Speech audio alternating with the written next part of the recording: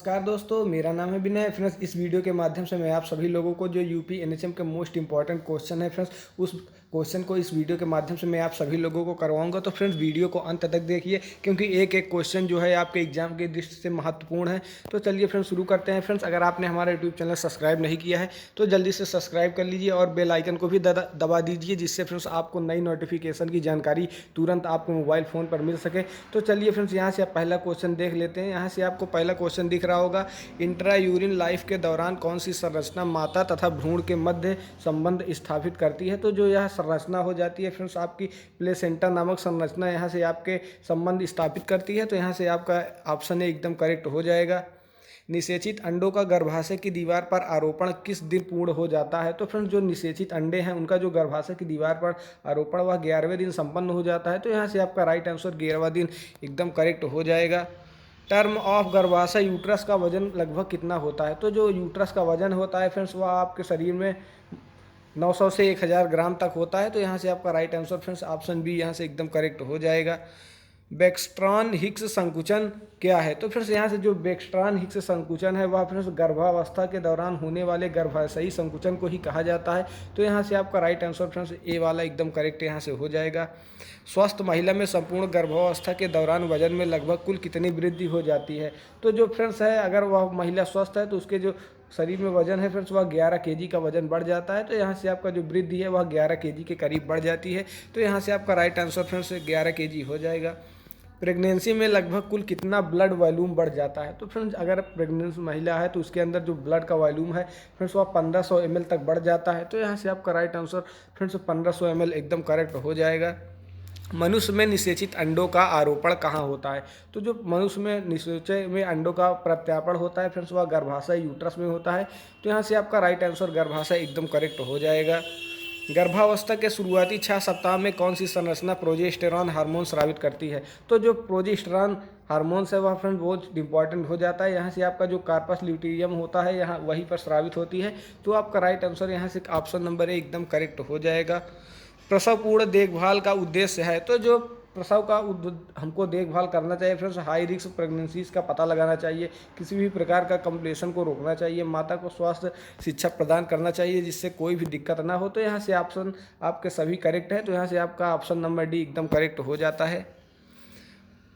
Puerperium की अवधि कितनी होती है। तो जो परप्यूरम होता है फ्रेंड्स उसकी अवधि आपको यहाँ से 6 सप्ताह होती है। तो इसका राइट आंसर आपका यहाँ से 6 सप्ताह एकदम करेक्ट हो जाएगा। निम्नलिखित में से किस विटामिन की कमी से कॉर्नियल जीरोसिस एवं कैरेटोमेलेसिया हो जाता है। तो फ्रेंड्स, यहाँ से जो आपका विटामिन ए है फ्रेंड्स इसकी कमी से आपका जो कैरेटोमिसोसिस की बीमारी हो जाती है। तो यहाँ से आपका right answer friends vitamin A एकदम करेक्ट हो जाएगा।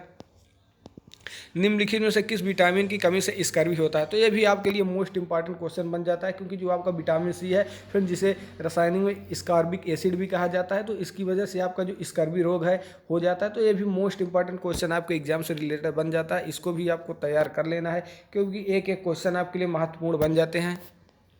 थायमीन क्या है। तो जो फ्रेंड्स विटामिन B1 है उसे थायमीन बोला जाता है। तो यहाँ से आपका जो जल में घुलनशील विटामिन है, ये विटामिन बी आपका जल में घुलनशील विटामिन है। तो आपको फ्रेंड्स यहाँ पर ये भी बता देते हैं कि आपके जल में घुलनशील विटामिन कौन कौन से हैं। तो फ्रेंड्स, यहाँ से जो आपका विटामिन बी आपका फ्रेंड जो विटामिन बी और सी है या फ्रेंड जल में घुलनशील है। बाकी जो आपके विटामिन है A, D, E के फ्रेंड्स वसा में घुलनशील है। तो आपका यहाँ से राइट आंसर फ्रेंड्स यहाँ से हो जाएगा बी। एक गर्भवती माँ के लिए प्रतिदिन कितनी अतिरिक्त ऊर्जा की आवश्यकता होती है। तो फ्रेंड्स, अगर एक माँ गर्भवती है तो उसके लिए जो प्रतिदिन 300 प्लस कैलोरी की आवश्यकता होती है। तो हाँ, यहाँ से आपका राइट आंसर 300 कैलोरी एकदम करेक्ट हो जाएगा। निम्नलिखित में से कौन सा भोजन क्रोनिक रीनल फोलियर CRF के मरीज को बंद नहीं करना चाहिए। तो फ्रेंड्स, यहाँ से आप सभी लोगों को घी, तेल, चीनी और आलू का सेवन अधिक से अधिक करना चाहिए। तो यहाँ से आपका राइट आंसर डी एकदम करेक्ट हो जाएगा। गर्भ के दौरान भोजन पर्याप्त मात्रा में नहीं लेने पर क्या होगा। यदि फ्रेंड्स आप पर्याप्त मात्रा में भोजन नहीं लेंगे तो जो आप परिपक्व बच्चे का जन्म होगा, बच्चे का वजन कम होगा, गर्भ के अंदर बच्चे की वृद्धि रुक जाती है। तो यहाँ से आपका ऑप्शन डी एकदम करेक्ट हो जाएगा। यहाँ से जब एक मरीज स्मृति के रिक्त के स्थान को भरने के लिए कहानियाँ बनाता है तो यह कहा जाता है। तो फ्रेंड्स, उसको आप गप्पेबाजी ही कहेंगे। तो यहाँ से आपका राइट आंसर फ्रेंड्स यहाँ से गप्पेबाजी हो जाएगा। किसी व्यक्ति की संवेगात्मक भावनाओं को मौखिक रूप से वर्णन नहीं कर पाना यह कहलाता है। तो फ्रेंड्स यहाँ से जो आपका एलेक्स्थामिया है, यहाँ से आपका राइट आंसर हो जाएगा फ्रेंड्स, यही कहलाता है। तो मोस्ट इंपॉर्टेंट ये भी क्वेश्चन आपका बन जाता है।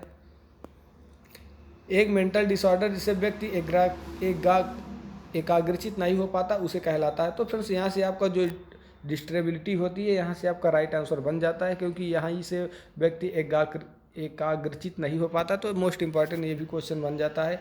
एल्कोहल का सबसे सेवरल विड्रॉल लक्षण क्या है? तो जो आपका यकृत का सिरोसिस है होता है, यहीं पर सबसे ज़्यादा प्रभाव डालता है। तो आपके यकृत के लिए सबसे खतरनाक है एल्कोहल, तो इसलिए आपका यहाँ से ऑप्शन सी एकदम करेक्ट हो जाएगा।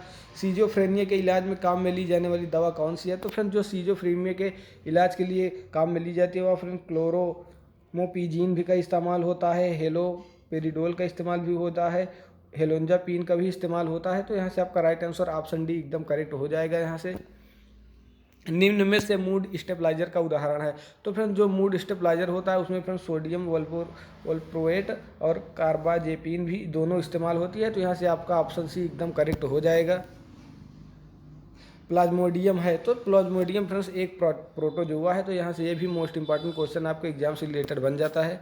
माइक्रोबैक्टीरियम क्या है? तो माइक्रोबैक्टीरियम फ्रेंड्स एक बैक्टीरिया का नाम है। तो यहाँ से आपका ये भी बैक्टीरिया से रिलेटेड क्वेश्चन है, तो ये भी मोस्ट इंपॉर्टेंट क्वेश्चन हो जाता है, क्योंकि आपके सिलेबस में जो वायरस और बैक्टीरिया नाम के 2 चैप्टर दिए गए हैं, तो ये भी आपके लिए मोस्ट इंपॉर्टेंट क्वेश्चन हो जाता है। अगर आप STS का एग्जाम दे रहे हैं तो आपके लिए भी मोस्ट इंपॉर्टेंट क्वेश्चन बन जा रहा है। ARI का पूरा नाम क्या है? तो फ्रेंड्स जो ARI है उसका फुल फॉर्म फ्रेंड्स यहाँ से आप सभी लोगों को तीव्र श्वसनीय संक्रमण इसका पूरा नाम होता है हिंदी में। तो यहाँ से आपका राइट आंसर हो जाएगा। तो फ्रेंड्स यहाँ से मैंने आप सभी लोगों को 25 क्वेश्चन मोस्ट इंपॉर्टेंट क्वेश्चन करवाए हैं। आशा है आपको एक एक क्वेश्चन समझ में आया होगा। तो फ्रेंड्स अगर आपको कोई भी डाउट हो तो हमें कमेंट बॉक्स में कमेंट कर सकते हैं, और हमारे वीडियो को लाइक शेयर और कमेंट करना बिल्कुल मत भूलिएगा। Thanks for watching friends.